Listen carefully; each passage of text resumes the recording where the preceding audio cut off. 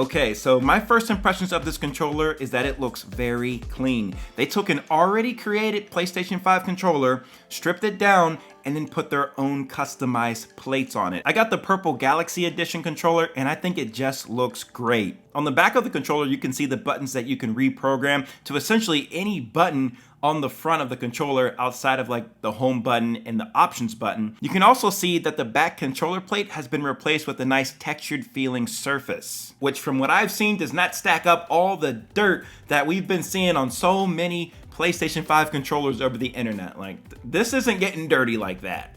The controller with all its added modifications, including the paddles, does feel pretty good once you get used to it. I'm, of course, used to not having any paddles on the back, so that did take a little bit of getting used to, but it didn't take very long. It overall does feel comfortable in your hands. I do want to note though, with the thumbsticks, these are interchangeable. So that means you can just plop them out, and with those extra thumbsticks that come in the box, you can easily switch them out in seconds depending on the thumbstick height and shape that you're most comfortable playing with. Now, getting into some of the games that I tested with this Pro controller, the first one that I tried out was Astro's Playroom, and I felt all of the haptic feedback and a little bit of the adaptive triggers. I say a little bit because they've adjusted the L2 and R2 triggers to go down only 2mm compared to 7mm on the original PlayStation 5 controller. So that didn't technically make the experience on a game like Astro's Playroom much better. But then I tried the game Rocket League,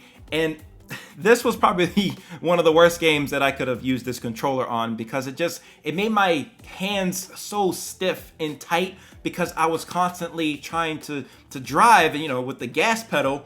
I use R2 for that, but the R2 button doesn't go down very far. And from like the PlayStation 4 controller, PlayStation 3 even, to the PS5 controller, you know, we've always been used to that R2 trigger going down fully like that. But on this controller, it doesn't go down very far at all, like I said earlier. So unless you drastically change your controller binds, then I wouldn't recommend racing games with this Pro controller. But where the Pro controller flourishes, and I'm sure you guys know where it does, is in shooters. Of course, there's no better game to try this out on than Call of Duty. Setting up the back buttons on this controller was really easy. I first went into Call of Duty and checked my controller settings just so I knew for sure which buttons were bound to which function. Once I had that information, I went to the controller and pressed the settings button for 3 seconds until the light turned on red. After that, I pressed the back paddle and the corresponding button that I wanted to map it to at the same time. I was honestly able to make good use of both paddles on the back of this controller.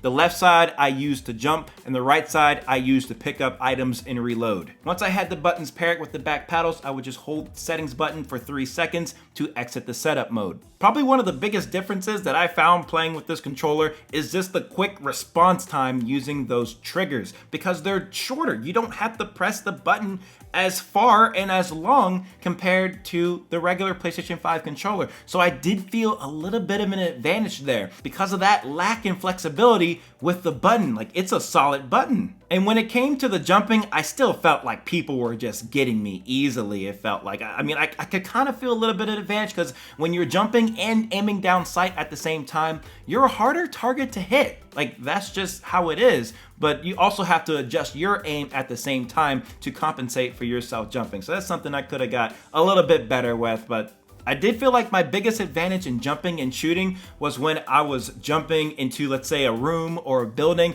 and just heading straight for those corners. I felt like I could really jump in there very confidently and point straight to the corners or to wherever I thought the enemy was to be able to get a better advantage for the kill. That's just something harder to do if you have to take your thumb off the thumbstick just to be able to jump and turn very quickly to aim down the sight.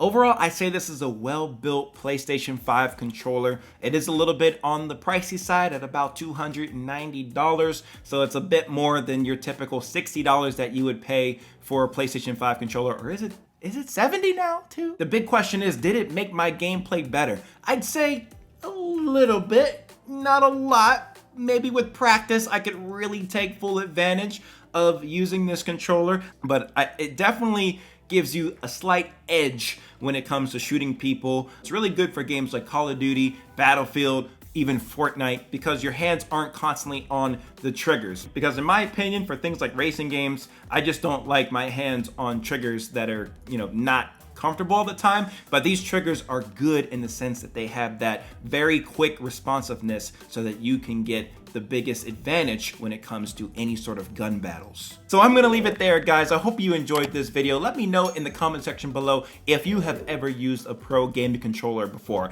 What was your experience with it? Which controller was it? Even though you might have a pro controller, I don't think that makes you pro, right? No. Thank you guys for watching. I'll see you in the next one. Peace.